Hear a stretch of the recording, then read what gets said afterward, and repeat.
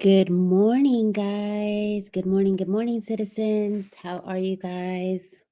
Welcome, welcome. It is Monday morning, and we are again talking about Blake Lively and the Sanctions Showdown. I did end up reusing the thumbnail from last week because it's same story, different Monday, but we are here again with more sanctions. So it's the Sanctions Showdown Part 2 because during the week and over the weekend, Blake Lively and Team Lively, aka Ezra and Michael Gottlieb, decided that they were going to. Oh, I'm not even live. Okay.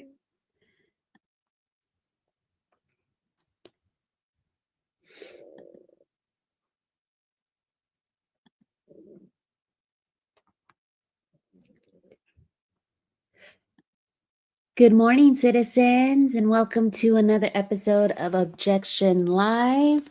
Celebrity Court Chatter. We are doing Lively versus Wayfair, the Sanctions Showdown Part 2.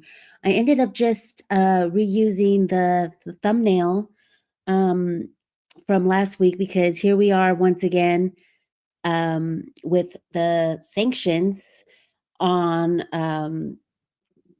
Wayfair again, which this time it's Melissa Nathan, and which I guess technically would be tagged, but it's Melissa Nathan and Jayme Heath.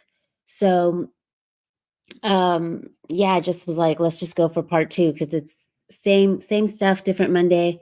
But it seems like deja vu. Laura is asking if I'm there. Can you guys not hear me? Can y'all hear me? Let me see if you guys can hear me. I see Laura in the chat asking if I'm here. Maybe I'm having audio issues.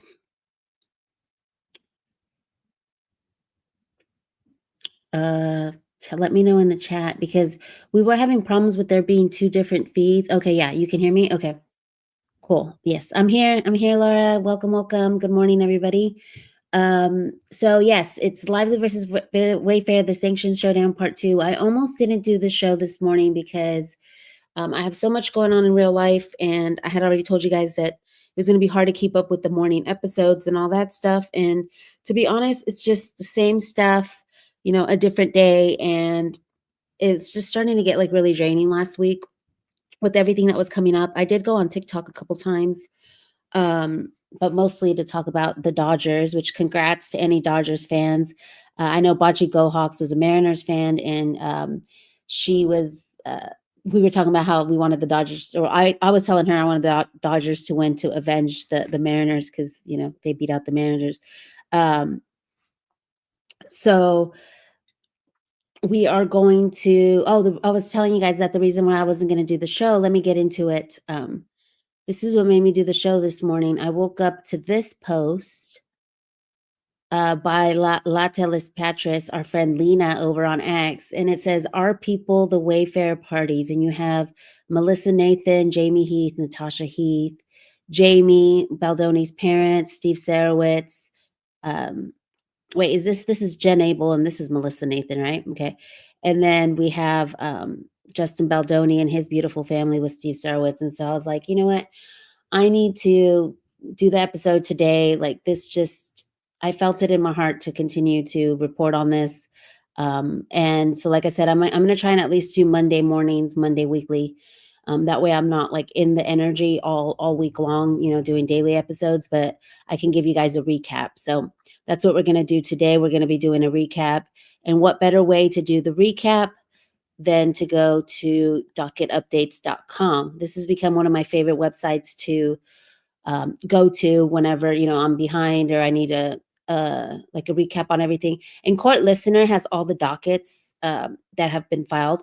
But what I love about this is the blog, and it has the latest news, and you can also look at all what the TikTok creators are doing. And you don't necessarily have to have a TikTok, which I know some of you guys here on YouTube don't have necessarily a TikTok. So if you don't and you still want to know what's going on over there with some of the top creators like Katie Pope, Little Girl Attorney, Not Actually Golden, Nag, BB Well, Bocce, Els Rich is in here. So she takes everything from TikTok and posts it here. And so we're going to start with Blake Lively files sanctions on Jayme Heath. says the video he showed her for 1 second is not the video he produced in discovery. And the reason why I like looking at the docket here instead of court listener is because look how cool this is. It just opens up like a book, like a page. I know I said this on the last episode, but so basically she wants him sanctioned, and she has some redactions here, which we're gonna talk about what the redactions mean here in a second. Let me welcome everyone in as they're coming in. Hey, Joe. How are you this morning? Do we have another sanction yet after Melissa Nathan? I don't believe there's anything after Melissa Nathan. I'm just recapping everything from last week. I believe she was the last one, unless something just dropped this morning. I believe the last thing on the docket is the extension that was granted for them to respond to Jayme Heath's sanctions. Good morning, Quarter Faith. Good to see you here, lurking today. Oh, you're trying to get work done. I know we usually have, I believe it's Missy who puts us in her pocket while she's at work. She listens in. Good morning, Emily. Thank you for stopping in. Okay, so I'm gonna go ahead and start the show. And I just realized that you guys couldn't see that picture because I didn't remove it.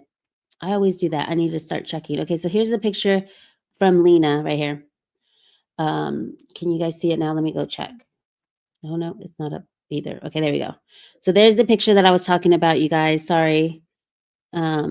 Technical difficulties once again. It's always technical difficulties, but okay. So here's a picture, and you see Melissa Nathan, Jen Abel. You see the Wayfair, Jayme Heath, Steve Sarowitz, the Wayfair 3, I call him, and Justin Baldoni's family. And it was just so cute. She said, "Our people, the Wayfair party." So this is shout out to Lena for giving me the motivation to do the show today, to keep staying on their necks and reporting on the craziness that is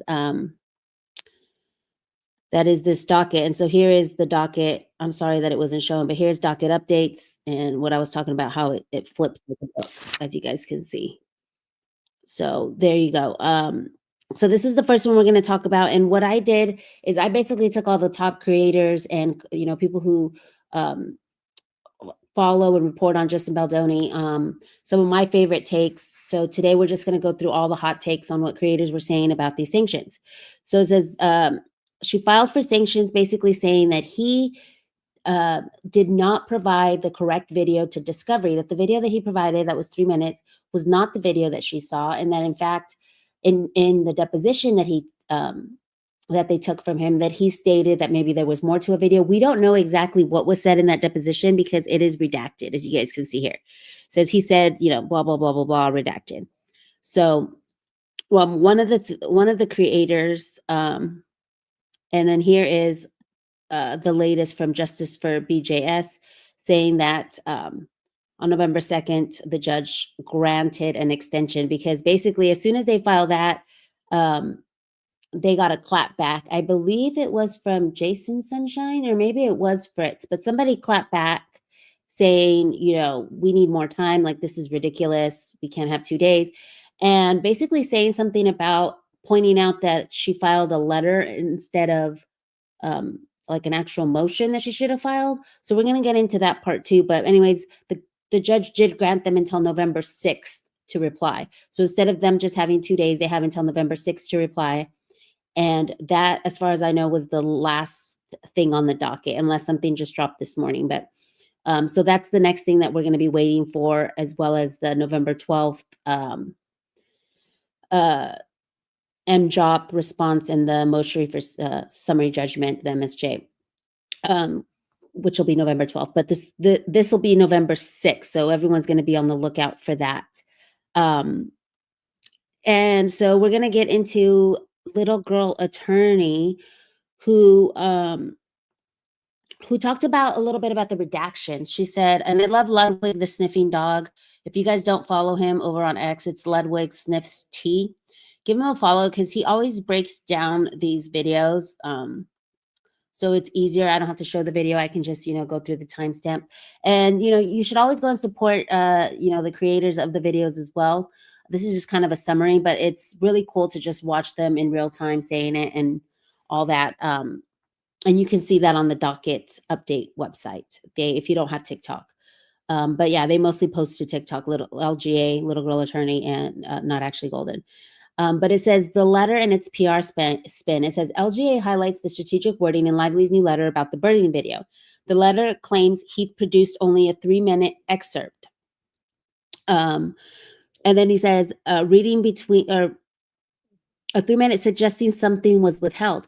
A Lively's team says Heath revealed something in his deposition, but the key detail is redacted. By defining the clip as a 3-minute, 29-second video, they implied it's just a snippet of a longer recording. This phrasing primes reader to believe Wayfarer hid evidence.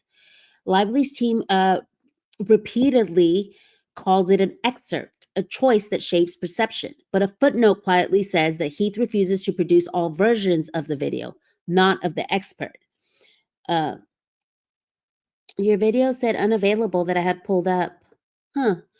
The footnote and redactions bury the truth. The letter's layout and tone imply concealment, aligning with Lively's sanctions narrative. Which link did you go through, DFJ? Was it through my X link? Maybe I put the wrong link up because they were doing something where it was like vertical and portrait mode at the same time. So it was showing up 2 videos. And so then I ended up just going with landscape mode and editing it. So maybe that's why. But let me know if I have to change that link on X if that's how you got through it. I imagine Ryan wants that footage of Jayme in the tub naked. That's Asshole Media. I love them. Give them a follow too. They have great content.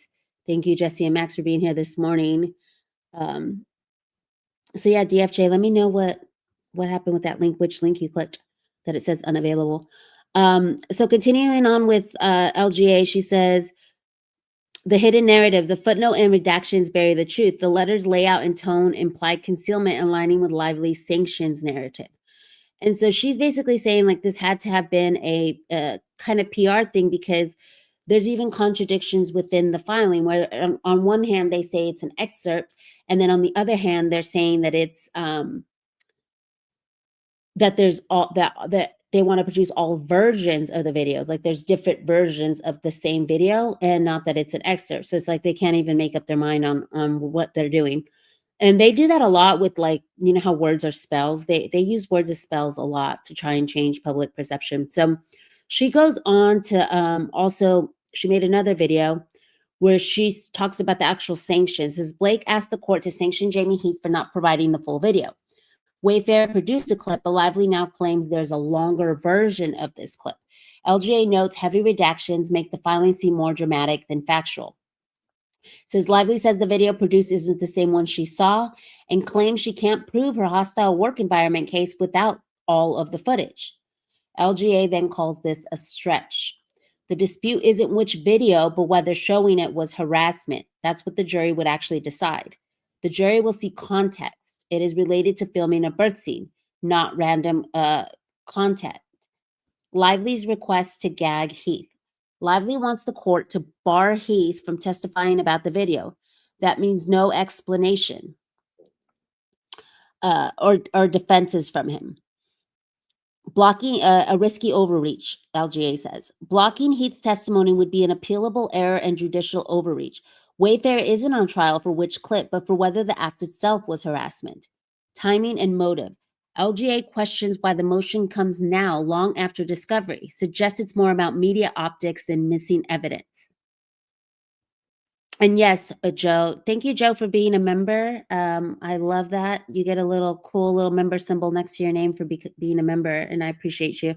How does she know when she didn't even bother watching it? Exactly. Both of someone on TikTok did like a side-by-side where what they both, I think it was Bocce, where what they both agreed on and what they both didn't agree on in the when it comes to the birthing video. And I think one of the things that they agreed on was that she didn't fully watch it. So she only watched a second of it. How would she know? And that's the thing that we're going to be discussing some other creators or Reddit post that I thought was also compelling. Happy Monday, Mama Datia. You have not missed much. I'm just going through the first sanctions from last week, which was against Jayme Heath. So we're kind of just doing a recap of everything from last week, from last Monday to this Monday. From when we first heard about the original sanctions. Yes, Joe. And in the reply from Wayfarer, they keep referring to it as an image, not a video. They said that it was just the the image that he never even like played the video, didn't start playing it.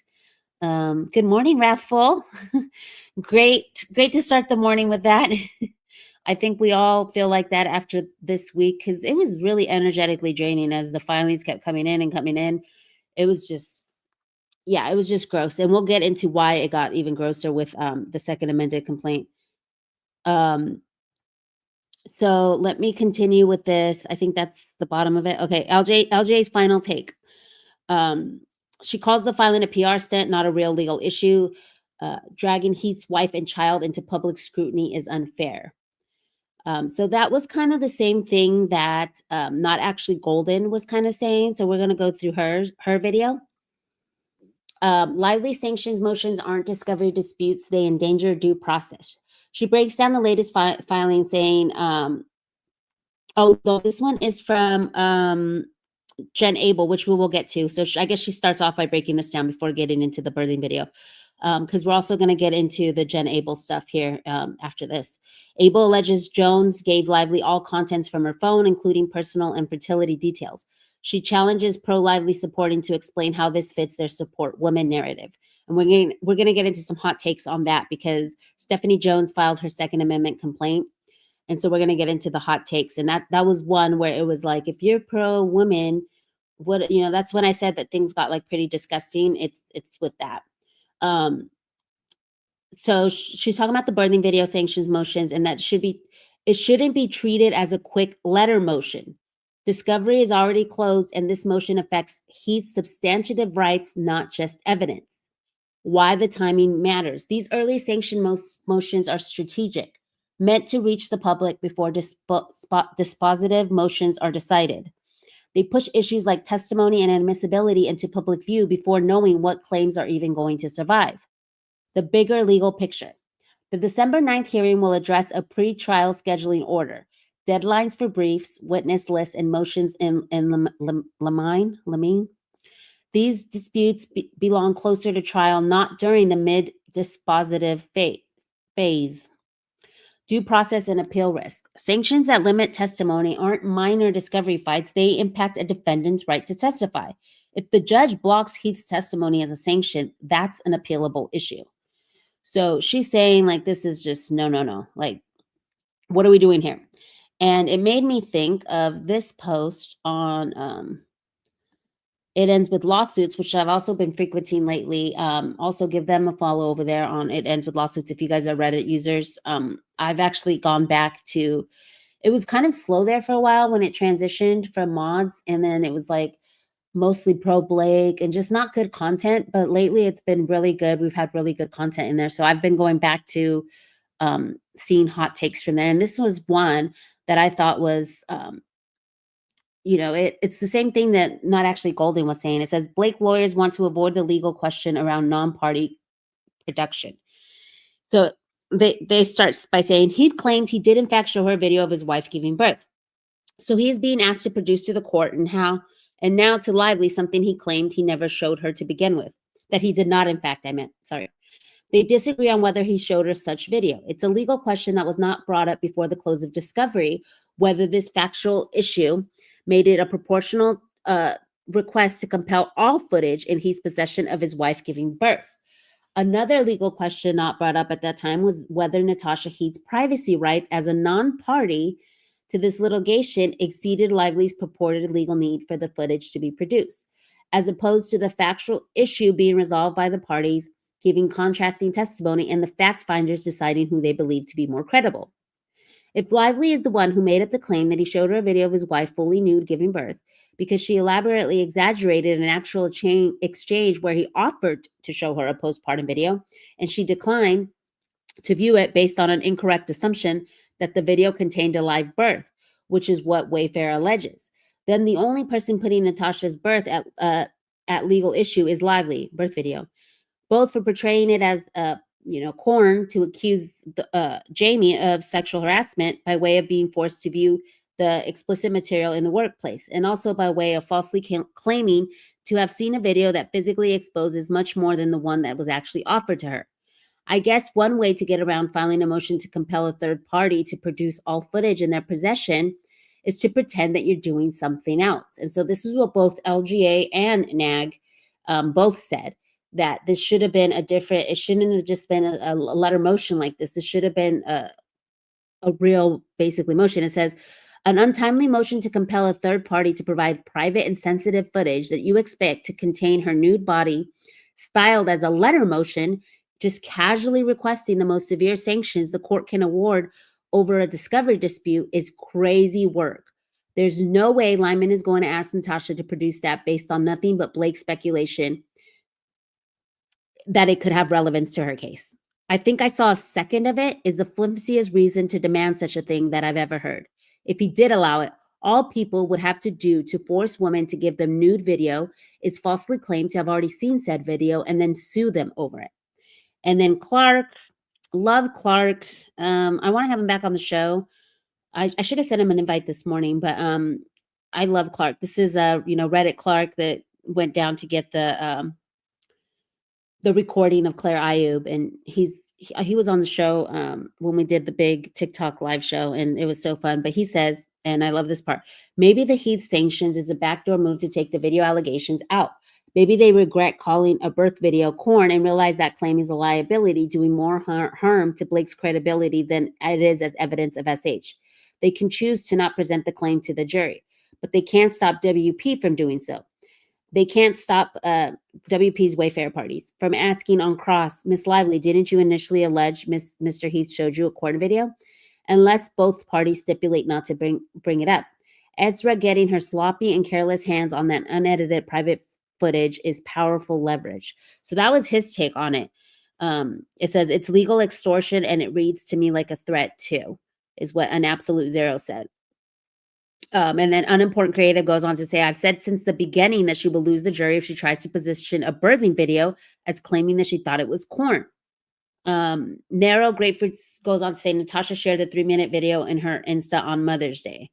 And so, yeah, DFJ, who's here in the chat with us, she posted exactly likely this nude video Lively thought she saw doesn't exist, because what Lively is calling a birth video, Heath is calling a post-birth home video.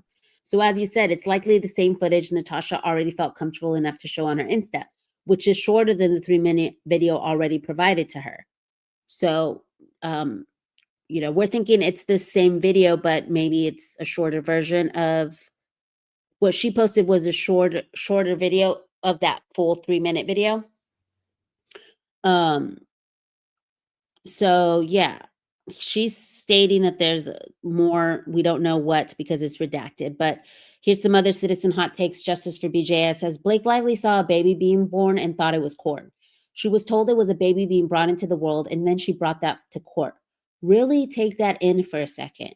So I'm going to go to the chat and see what y'all are saying, but really take that in. Like, what are we going to court for? And this is why, oh my God, I left the I hate Blake through this whole thing. That's funny.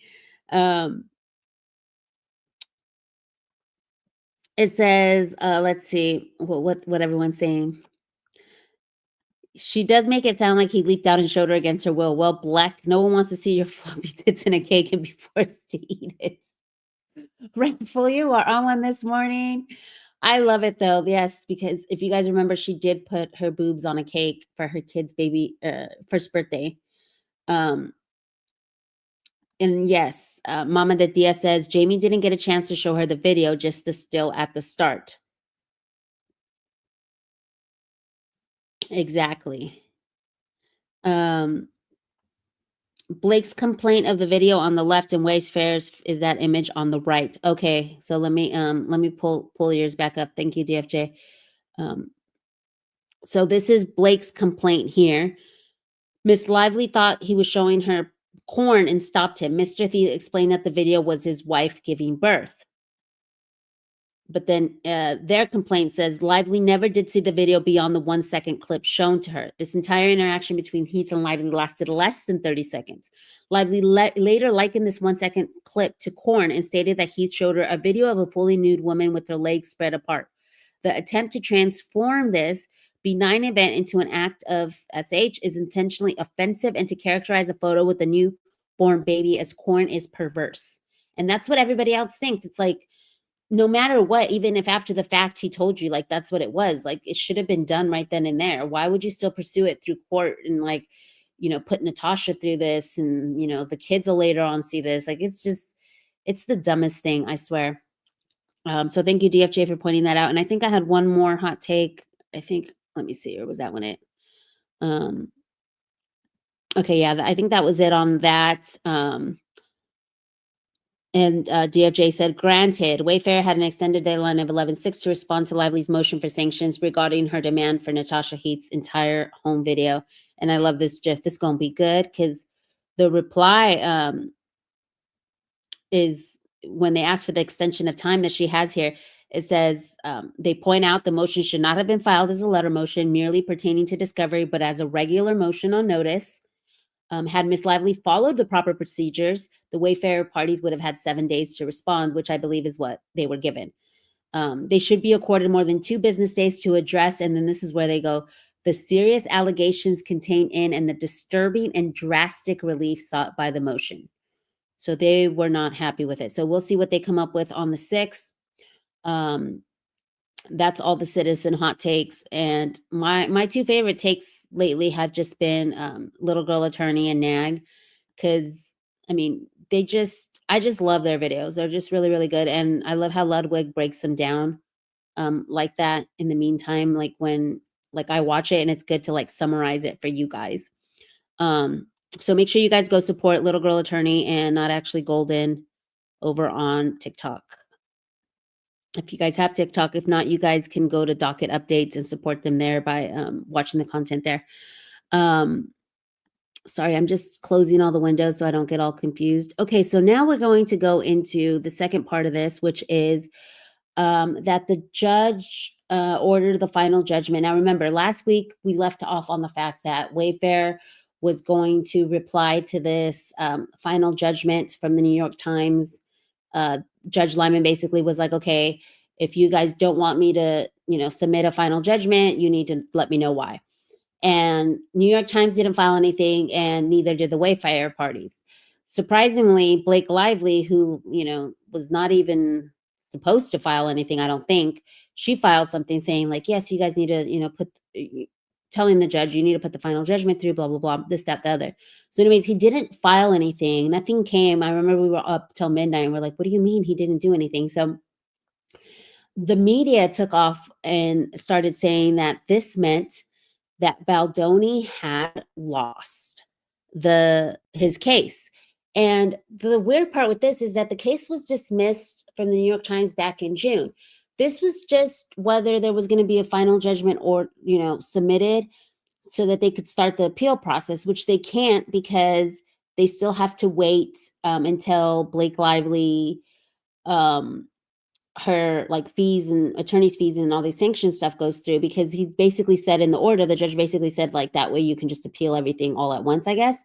So they can still appeal, but for some reason, that's not what the headline said. And so I love that Zach Peter, because I hadn't really seen a lot of Blake Lively content from him. And so I love that he's back in the Baldoni v. Lively and he is staying on their necks, especially Miss Taylor Lorenz.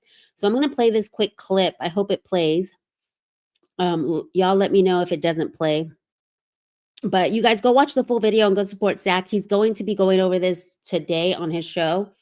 And so quick plug for his show today. He's going to break it all down, but I just wanted to play this quick snippet for y'all.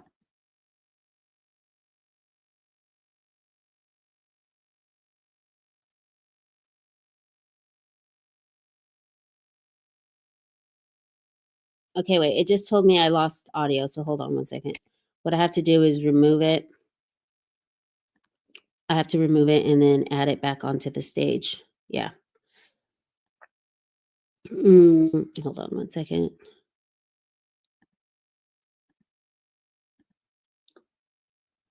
Yes, so he's going to be going over it. Thank you, Laura. It's at Just Plain Zach. He's going to be breaking it all down for you guys today, and I believe he goes on around 1. So let's see if this works now. It should work now. he's not appealing it, but we still have this legal battle. Nothing new. His funny coming around and rage bound, right? So when you see people like Taylor Lorenz that are going around and rage baiting you and putting out false information, funny coming from a journalist, it's not accurate. It's not real. This is nothing new. His case was dismissed months ago. He's not appealing it, but we still have this legal battle that is still moving forward. It is set for March of next year. I hope that makes sense. If you have questions, drop them in a comment below. I'll break it down on the podcast as well, but drop your questions below and I will answer them, because we are not gonna succumb to fake news. And I love that he's saying we're not going to succumb to fake news, because there was, and I put it in the description, like the Baldoni creators are not going to take it sitting down. If MSM is going to report things that are false, everyone's going to come out. And so kudos to Zach for speaking up and coming out. We also had so like I said, make sure to go support him. We also had Katie Pope, which I think she just got on X, but she's mostly on TikTok at Katie Rose Pope. I like her too over there. She's part of the TikTok fam over there. And she says, this is insane journalism. This is so inaccurate. First, the MTD and failure to amend happened in June. Second, there is still very much an ongoing case with the trial in March of 2026. Third, they are clearly trying to label the opposition in a political manner. Taylor Lorenz had posted, and will all the reactionary Democrat and right-wing content creators who spent months participating in this smear campaign against Blake Lively apologize now and admit that they were wrong? Of course not. And she linked an article from Complex, because basically Variety, Complex, they all just decided to make up this article that everybody else ran with, which is so crazy because the article was inaccurate. And even because they were reporting from other articles, like say one person reports it and then everybody else just kind of copies and pastes. There was one part on it where, they said that he could no longer appeal. And then 2 paragraphs down was like, well, he can appeal after the sanction. So it was like, well, then you were wrong reporting that he could no longer appeal, that his case was done. So it's just crazy. And then we have our girl, Lauren, who's also back. So shout out to Lauren. Give her a follow at Lethal Lauren on X, or Court of Random Opinion over on YouTube. I'm so excited that she's back because I love her reading the filings. Like, I used to not read the filings on my own for a while because I just would wait for her to read them. But I know that she's been busy with the Lauren Owens case and, Justice for Clayton and all that. She was doing the fundraiser. That was on my last post. I'm going to link it in the description again if you guys want to go donate to that GoFundMe, because I really do feel like it's important, when people are fighting back against, people who are lying against them and all that stuff. And this Laura Owens person is like a real crazy, like it's Blake Lively on steroids, I feel like. And so she's been doing that, but she came out, Lauren, and says the number of people who don't read actual court documents or fully follow a case, who are not quoting Variety and falsely parroting that Baldoni's claims lacked merit, is so annoying. This is why you can't trust media. Pleading deficiencies is not the same as lacking merit. No, he is not prevented from ever appealing now. No, this did not prove that Blake Lively was never harassed or that there was a smear campaign. Finally, the judge entered his ruling back in June, and people who have no idea what any of this means are now running with this as it means something completely different and new. Mainstream media is toxic. Don't get your info on federal court cases from places like Variety, TMZ, or Glamour Magazine. I had to learn the hard way not to trust these unreliable sources either. And so I was like, preach. I was, how like everybody does the clock it. I was like, she clocked it. This whole paragraph was just like facts, and more facts. So yeah, they basically made it seem like, Baldoni is taking a loss. Baldoni is losing. And that's all the headlines were. It was crazy. And then one of my other favorite legal analysts is Legal Bites. I love her. She hadn't been covering the Baldoni case in a while because she was covering Logan Powell. Is it Logan Powell? It's not Powell. It's Logan Paul. Sorry, y'all. It's the texting in me. Logan Powell. I had the little twang. Logan Paul case, which just got dismissed. And I do want to get back into all like the other cases that I've been covering, like Spencer, and the Logan one is a good one because it's dismissed, but it was without prejudice, so they can still revive some of those claims. But anyway, so she was covering that, but now she's back on the Baldoni because she, I'm glad that she spoke up because she's like, this is yet another disappointing example of journalism outlets not understanding the very litigation about which they claim to be informing the public on. The case was dismissed over the summer. The 1031 order wasn't declaring that Baldoni missed a deadline and therefore lost. It was entering the final judgment on the matter, as well as for Lively's attorney's fees questions. Ironically, it actually means that Baldoni, if he so chooses, can appeal the dismissal, which could mean that he continues the fight. And so this was complex. He loses his $400 million lawsuit after missing court deadline. And it's funny because they had already said he lost the first time when it was dismissed. And so it's like, okay, well, they're just recycling headlines. And I mean, who's seeding this? I don't know. That's for you guys to decide. Allegedly, I got my little don't sue me thing. So y'all decide who might be seeding this.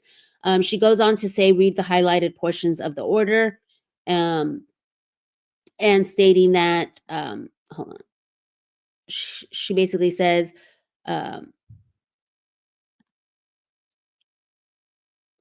she basically claps back at someone who's saying that that it is therefore ordered that this judgment be entered in this case. And she highlights that it says, although parties typically have 30 days following the entry of a final judgment to appeal, if a party timely files one of a handful of enumerated motions before an appeal from the judgment, the time to file an appeal runs for all parties from the entry of the order disposing of that motion rather than from the entry of the final judgment.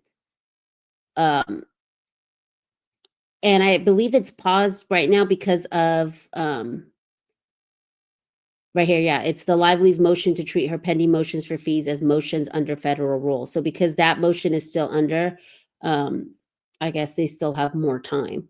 So yeah, follow Legal Bites because I believe she's going to do an episode breaking that down. And so let me check the chat real quick as we transition into our next. What? Lauren's post comes up with an adult content flag on my feed, so I can't read it. I wonder why. Joe Abad says, why does she love politicizing this case? A lot of people following Justin are not from the U.S. We don't subscribe to the U.S. political system. Exactly.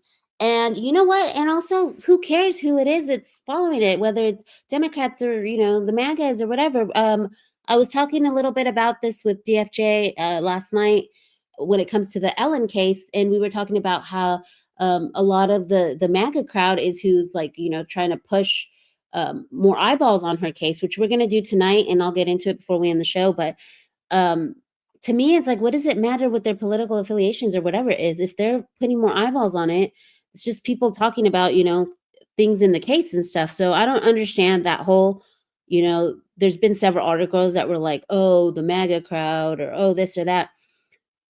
To me, it's so baseless. And you're right that, even like with Ashley, who was from Canada, they were accusing her of being right wing. So let me see. I'm just going to try and catch a couple more. We have about 90 people in the chat, so or viewing. So I'm trying to get through. Usually when I have more chats to get through, I can't read them all. Yes, it's truly scary how the rich are silencing content creators, says Tiffany. Yeah, it's so crazy because MSM is, where most people get their news, and that's why I'm, shouting out all these creators that I think, if you really want to follow this case, these are some of the great people to follow. And I put them down there in the description, all their ats. And Laura's also helping me out over here by putting their names in the chat as well. And if you guys want to just, click, it'll open a new window. You can hit follow. You can still be listening to me at the same time. Doesn't necessarily mean that you're going to leave. Okay, so one of the other things that happened was also that Blake's amended disclosures were unsealed, I guess. And so this was some of the stuff that was unsealed. I know Reddit Clark was waiting for the unsealing. We didn't really get anything good out of it except for, who was in her disclosures, which we kind of already knew. It was Taylor Swift, Hugh Jackman, and a lot of her famous friends is Gigi Hadid. And so they're saying like, oh, who was pulling who in? Like when they said, oh, Baldoni was just trying to name drop Taylor, like who was trying to name drop all the famous people like Hugh? And then one of the Easter eggs that came out of it, which I am so happy it did, because if you guys have followed the show since the beginning, if you guys have been on Objection Live from when it was like kind of like a talk show format, and we had guests, I believe this was the episode that Laura was actually on, because we used to have Laura on as Laura, the producer, on and talk. And I believe that we had an episode where Jenna Redfield had entered the chat, and I was like, why are more people not talking about her? Here's a video compilation of all these videos that she made that she deleted that I had captured before she deleted back then in like January. And why are more people not on her neck? So I posted that compilation to my YouTube, and I got a lot of flack because some people were like, why did you post this? There's no context. And I'm like, the context is literally in the description, but I guess some people don't read it. I might change the title, but a lot of people thought I was being pro-lively by posting it. But I was like, no, I'm posting it because it's ridiculous that this girl on TikTok named Jenna Redfield basically admits that Colleen's friends were DMing her with stuff about Justin, and then that she went and reached out to all these outlets to give them the information, and then that the LA Times reached out to her the same day she got it, saying, hey, I heard you got something in your DMs. And it's really, really weird. You guys should go watch that video. I know it's long, but you guys can watch it in 2x speed. Because people are like, could she just get to the point? And she does. She does it for like clicks. She's like, somebody told me something, but I can't tell you guys, but it's really, really bad, and blah, blah, blah. So you guys go and watch that. And at the end of it, she mentioned that it was Colleen Hoover's friends that were DMing her about Justin, which I thought was interesting. Was it her assistant? I don't know. But it says, she alleges that at the beginning of August, she was receiving DMs about Justin that included info that was in the court documents. Let that sink in. This was in August 2024. It was all planned. And it was August 8th that she received this message, which is the same time that Leslie breaks the truce, Leslie Sloan, when we see her break the truce with the Daily Mail reporter. So I don't know. That was a whole rabbit hole that I have been in for a while. And I've been trying to be like, hello, why are we not talking about Jenna Redfield? I remember I sent the video over to Andy from Popcorn Planet, and I was like, could you use this in your documentary? Because this is really weird. Like, more people need to have eyeballs on it, because he had another creator on TikTok that also had kind of the same experience where they were getting DMs. So who was sending these DMs and why? And why all of a sudden on the same day? You know, like, where was the real smear campaign? So I feel like the real smear campaign came, and this is all allegedly for entertainment, came from that, Blake's camp, because it was, around the same time that Leslie Sloan broke the truce. And then 4 days later was when the gloves will come off text or, message from Ryan. It wasn't a text. It was just a verbal message to one of the WME people that if they didn't sign that agreement that, take ownership of the promotion and how bad it went, that all gloves would come off. And so all this within that same week is it's a little sus. So that's another thing that happened. Also, the second amended complaint from Abel came in.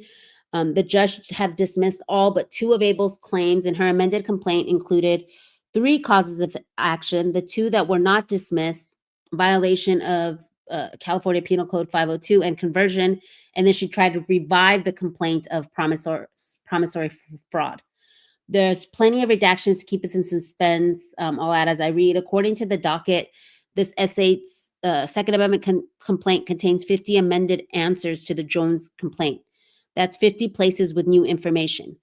So she's saying that a lot of the stuff was redacted, but there was 50 new answers, some of which was more details. I'm not going to go through reading all of them.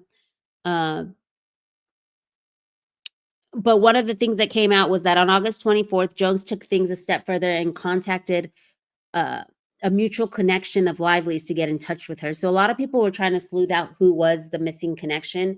I saw Ashley Avignon, who is one of Taylor Swift's friends, who's also friends with someone in the Lively camp. And there was a couple names going out, and I might do an episode on that. I haven't really sleuthed it out myself on who it could be. I honestly think Occam's razor. I think the person is Leslie Sloan. I think it was Sloan who reached out, and she was the mediator between both of them, but that's just me. So there was a couple of new little Easter eggs in here.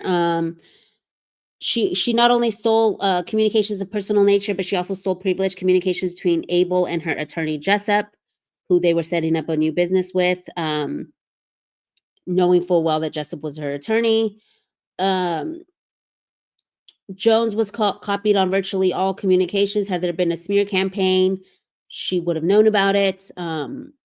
They go into more about how it was her that started this whole war, because she spoke out of turn when she wasn't supposed to. And it became an all-out slugfest. So I'll probably link this post in the description. I'm not going to read it all, but it is a really good post from It Ends with Lawsuits that has all like the new little Easter eggs.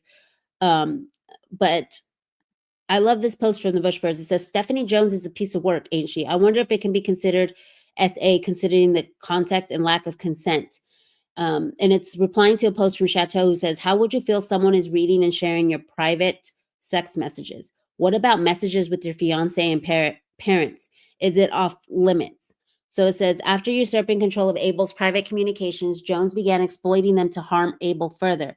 Specifically, Jones scoured Abel's text messages to find instances where Abel had privately been critical of or gossiped about any former Jones work colleagues and shared them with these individuals and others. As a result, Abel saw long-term professional and personal relationships be fractured. And there's the text messages where she's like, I don't know what she's telling you guys, but I just wish you all the best. And then someone says, unfortunately, your company phone says otherwise. So she was showing it to other people.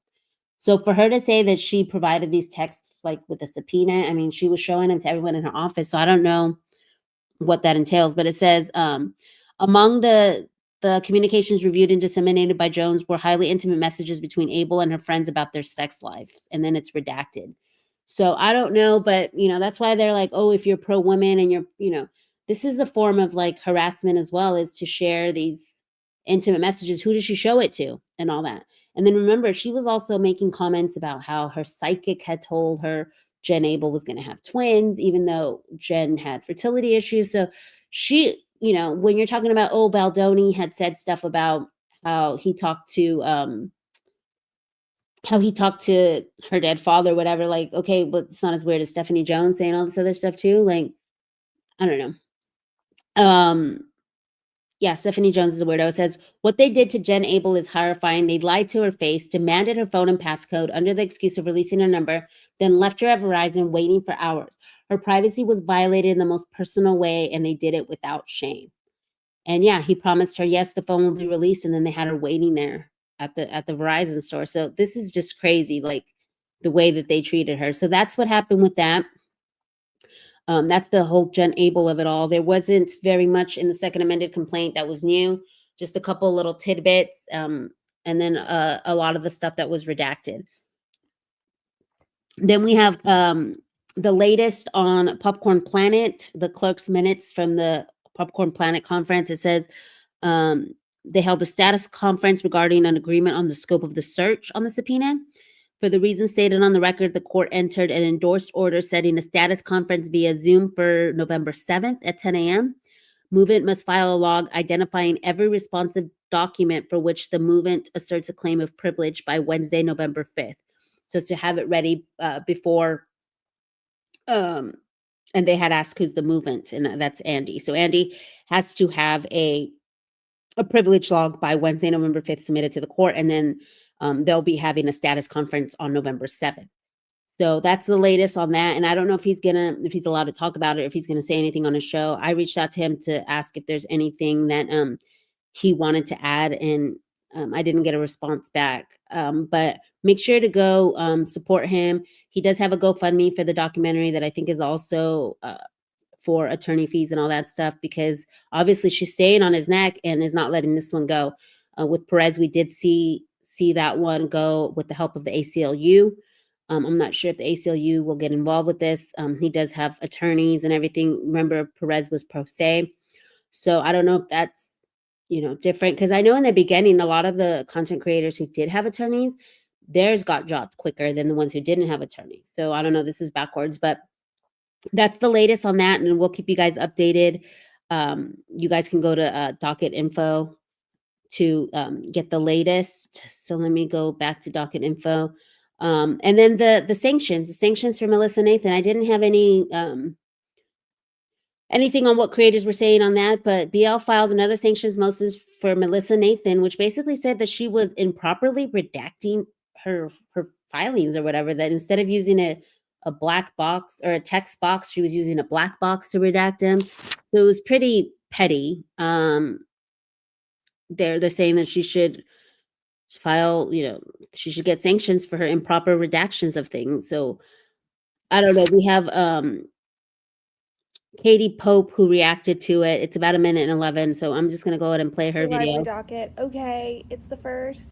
I've got an hour before I have to go to Solid Core. I'm a little tired of the back and forth and the lively team and their freaking sanctions. But we did get a letter from the Wayfair parties here, signed by our favorite Kevin Fritz. Well, I don't know if he's our favorite, but he's up there on the Baldoni team. So they want to have an extension to respond to the Jayme Heath video sanctions BS. And they also say that it should not have been a letter motion, but as a regular motion on notice. And had Miss Lively followed proper procedure, Wayfair would have had 7 days to respond. It does kind of give you a sense of where their arguments are. He's like, this, what she's asking for in this motion, the letter motion that she submitted, is draconian. He's like, 1, compelling Mr. Heath to produce all of the video footage, which apparently was never previously requested. And then secondarily, which I think is a huge part, is like precluding Heath from testifying to these images is like, oh my God. That just goes against like every notion of fairness. Lively She docket. didn't really talk about Melissa Nathan's sanctions, but obviously those are just like somebody just said in the comments, like that's the way you're supposed to redact. It's like because she didn't use the proper, she used a box instead of a text box or something like that. But I believe that they also said something that the redactions were not improper in that letter, or they filed a separate letter. Every filing now needs to be started with Steve from Blue's Clues. We got a sanction. We just got a sanction. We just got a sanction. We just got a sanction. We just got a sanction. I wonder who it's from. It's from Mail. It's time for mail. I love that, Hens Homestead. But I did have this one up from It Ends with Lawsuits, which is everybody gets a sanction. It's her as Oprah. You get sanctions, you get sanctions, and you get sanctions. So we're going to leave that one up as we go through the comments here. Let me see. I'm going to scroll up a little bit. Let's see. Just Khaleesi, sorry I'm late. That's okay, replay crew. Good to see you. She's also a member. If you guys have not become a member, it's $2.99. It helps with my StreamYard fees. And you guys can subscribe up at the top. It says, there's a button that says join. And you could join to become a member. And you get a little badge. And you also get a free super chat once a month. So your chat is highlighted and I can see it for sure. And it helps support the channel. So thank you, Just Khaleesi, at Joe Abad, Laura, DFJ, everyone who's a member. I appreciate you guys so much. Who else was in here that was also a member so I can shout y'all out? I forget who else. Somebody else was in here that was a member. Oh, Hens Homestead. So I appreciate you as well. It says, allegedly Stephanie Jones harassed and called a black DJ racist for not stopping her playlist to play a Sierra song and got kicked out of the club after videotaping the DJ and yelling at her. Wow, I didn't know that, T. That's a blind for sure. I love that. She's, this is like all these people who do imperfect things and then go and like shit on people who are doing things that they deem imperfect. Hence Blake Lively with Justin Baldoni. Like, look at all the shit, how she treated people and all that stuff. And then it's so ridiculous. So Stephanie Jones seems like she's one of them.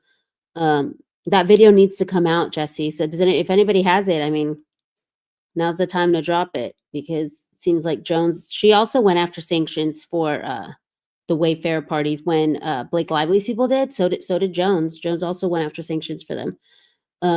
Let's see. Oh, she continues. When the DJ was allegedly contacted over Instagram for comment, the DJ feared that Stephanie was paying them to trick her into giving out her phone number so Jones could keep harassing her.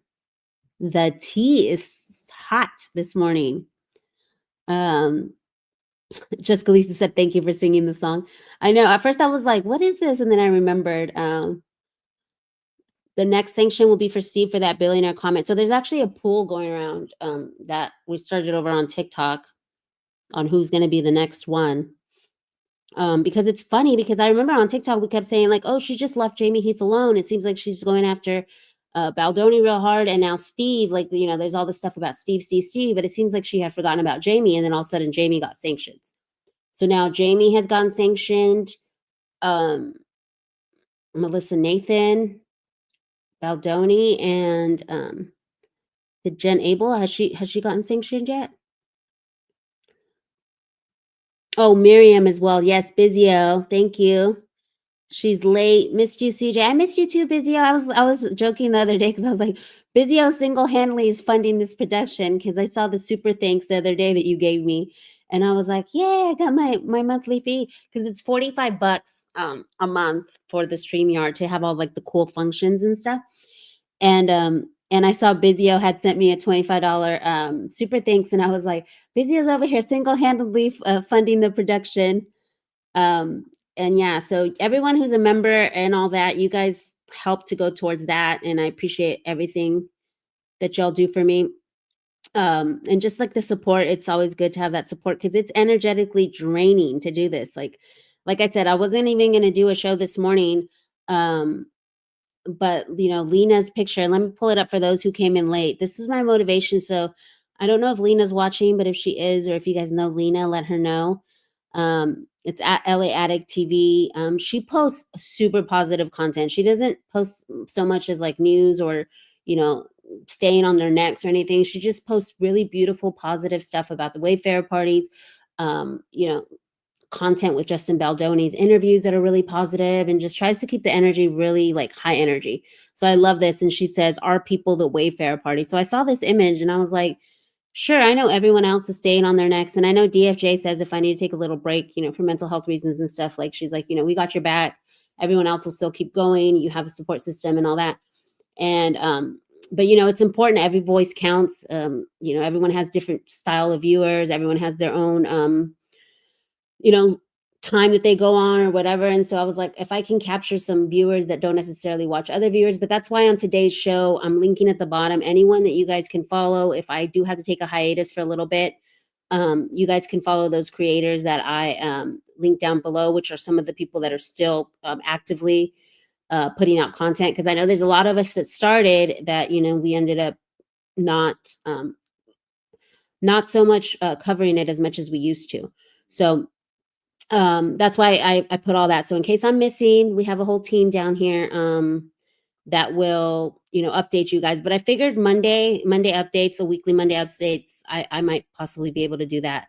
And then I'm also going to be going live on TikTok, which to me is just easier to go live on TikTok. And I know that I have like YouTube over here too. I have to try and figure out how to just go live directly from there using the StreamYard from the phone or whatever.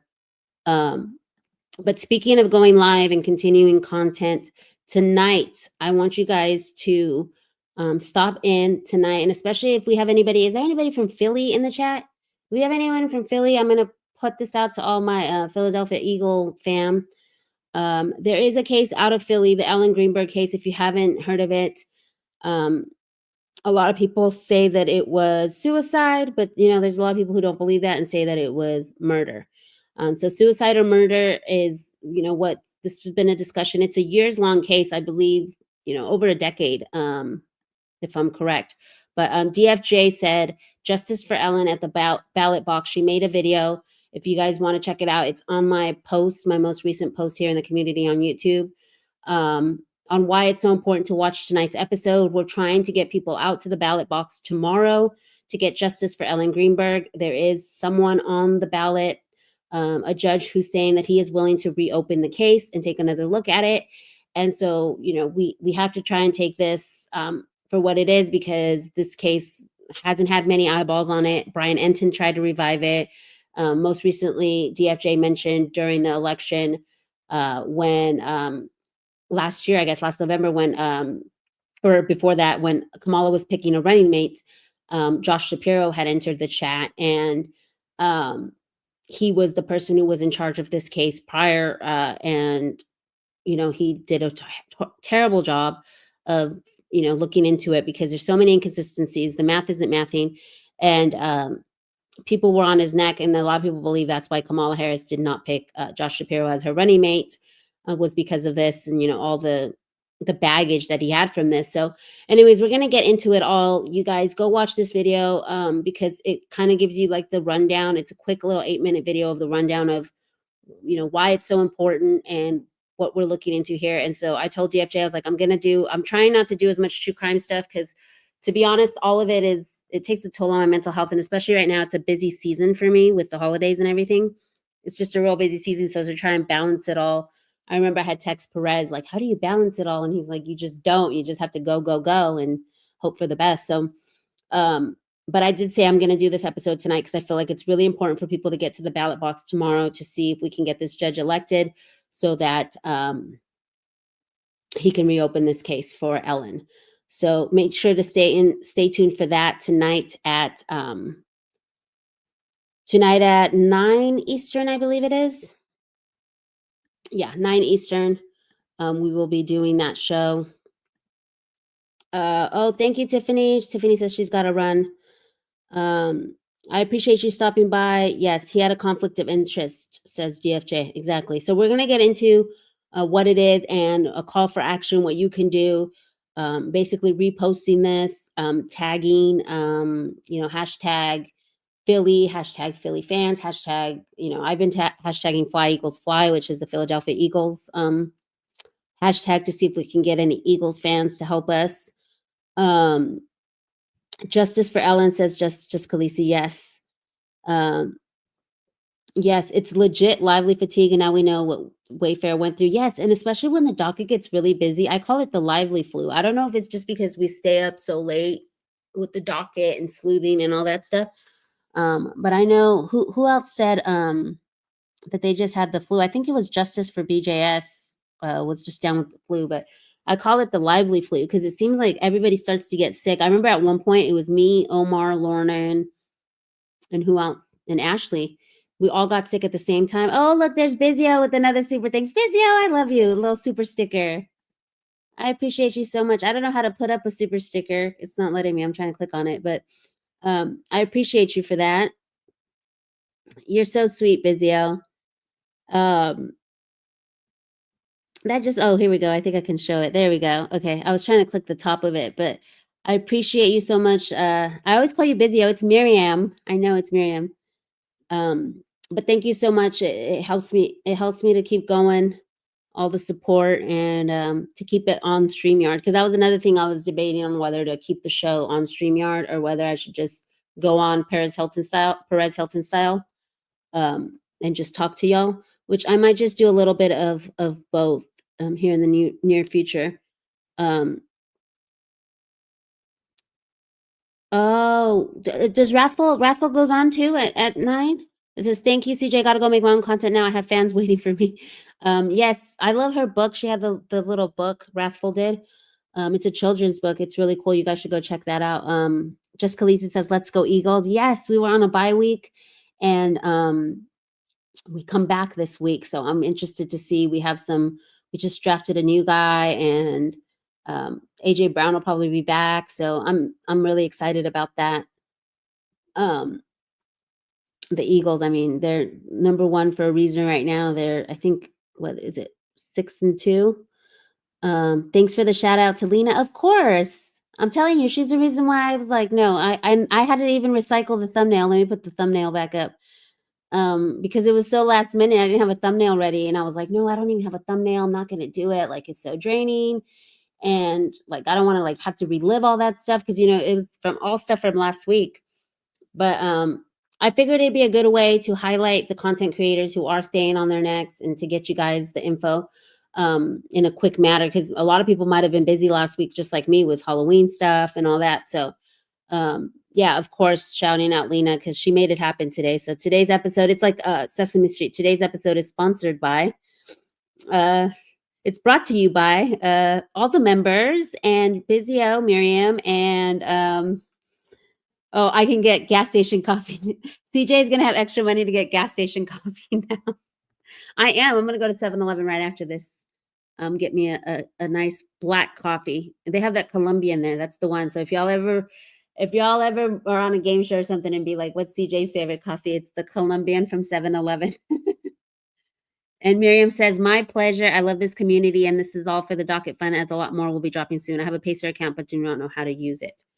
Oh, okay. I mostly just wait until Court Listener. And I just found out that the reason why Court Listener gets it is because whenever someone pays for it on Pacer, there's like a button or something that asks like, do you want to make this like for the public or whatever? And then so you like kind of donate your purchase to the API of like, the public court listener. She said she feels the love and just pain. Sorry, I'm in my feels today. You got me in my feels. And I swear I woke up in my feels with that picture of Lena. I'm gonna put it up one last time before I let y'all go. But look at this picture. Look at the beautiful work she did. Let me put it up one more time. Look at this. This picture is so beautiful. So I'm in the feels right there with you, because let me make it bigger. This is the people. This is what it's all about. These people. They were just living their lives, like she never thought her phone was going to get taken. That's like the most private thing. Like, and I would say this over and over, like, how much stuff is in your phone that like you don't ever think is going to get out, or like, whatever. Like, I'm not saying necessarily bad stuff, but like it's her private conversations with her friends, her coworkers. Like when people were like, oh, she was bad mouthing Baldoni, but it's like she could have had a bad day. Not every time you're going to be like super happy with your boss. She could have been, easily saying like, ugh, like he's getting on my nerves today or whatever. It doesn't mean she didn't love him or didn't, like her job or anything. It was just, she got caught in a moment. And that's the messed up part, is that her whole life got put on blast. And to me, it's worse what they did to her than what was in those text messages and what, they're saying, oh, it was a smear or whatever, because Blake should have known that, unless Blake doesn't know that that's how Leslie works and that's how PR works, should have known that this is just par for the course. People go to different news outlets and say, this is not how it happened. This is how it happened, blah, blah, blah. So I don't know, but look, and then you have Baldoni's parents, sweetest ever, Sam Baldoni, and I forget what the mom's name is, but Steve Sarowitz, who of course said he's going to donate every last penny that he has, to before he dies, to philanthropy work. His wife is also really, really into philanthropy. I just did a deep dive on her and I was like, wow, amazing woman. She does a lot for Native Americans and all this other stuff. And then like to think that now they're under threat, their daughter's under threat, like it's just crazy. And then you have Jayme and Natasha. Now Natasha's birthing video has entered the chat, and like, what if they do compel them? What if there is more of a birthing video where she's actually birthing the baby? Like, that's such invasion of privacy. It's just crazy. And then Justin Baldoni's beautiful family down here, like, it's crazy that this had to happen to them. And luckily they have, the help of the community. So once again, thank you, Lena, as we wrap up here. Love Lena's artwork. Yes, she has the best artwork. Yeah, she made it for DFJ. And I remember the best part was that little Peanut the squirrel had a little sword too. That was so cute. Let's see. Lena's art of Laura was beautiful. Oh, I didn't see it in art. Oh, yes. I love those. It was like a little comic book series where it was like, this is Laura putting up with me or something. And then it was like 3 days straight. And it was like kind of like little comic book strip. Like, that's how I saw it. It was like a little comic strip of their interactions she would post. Yes, we all talk shit at times. Anyone who says they don't is a liar. We all have bad days. They manipulated it and twisted it to damage Abel. Yeah, and that's what sucks. Maybe this moment is why the universe made Steve rich. Oh, wow. That's a great way to put it, Jesse and Max. Like, maybe it was all, yeah, for this moment. To